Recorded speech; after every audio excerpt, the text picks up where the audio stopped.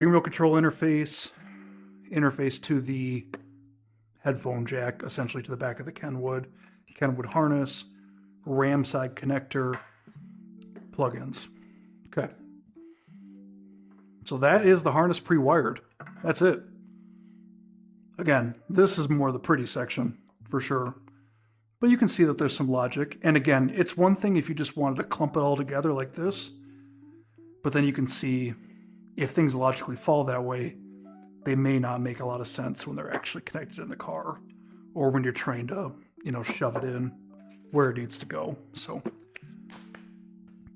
that's that. Let's take a look and see what the radio depth looks like with that kit. Just because I'm curious. Go ahead and clean up our space here for a sec.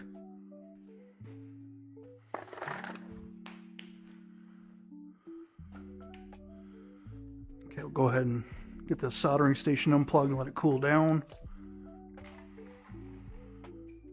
Let's move the harness to the side.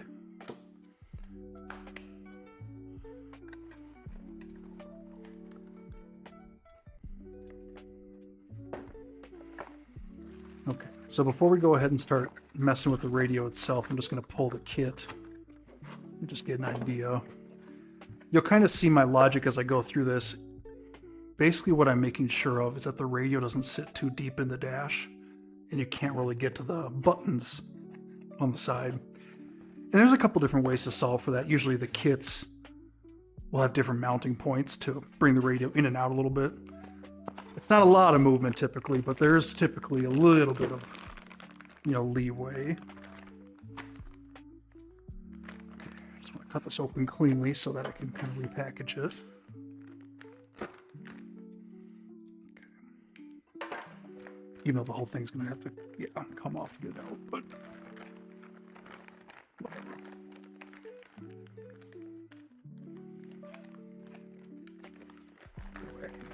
Maybe just tape it. It's plastic. I'm not too worried about it getting damaged in shipping, but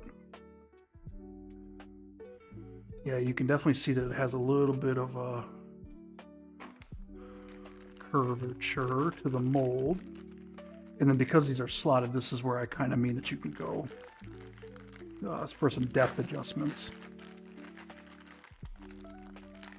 So let's just go ahead and give it a quick mock-up. Basically trying to prevent anything being too surprising when he gets in there. So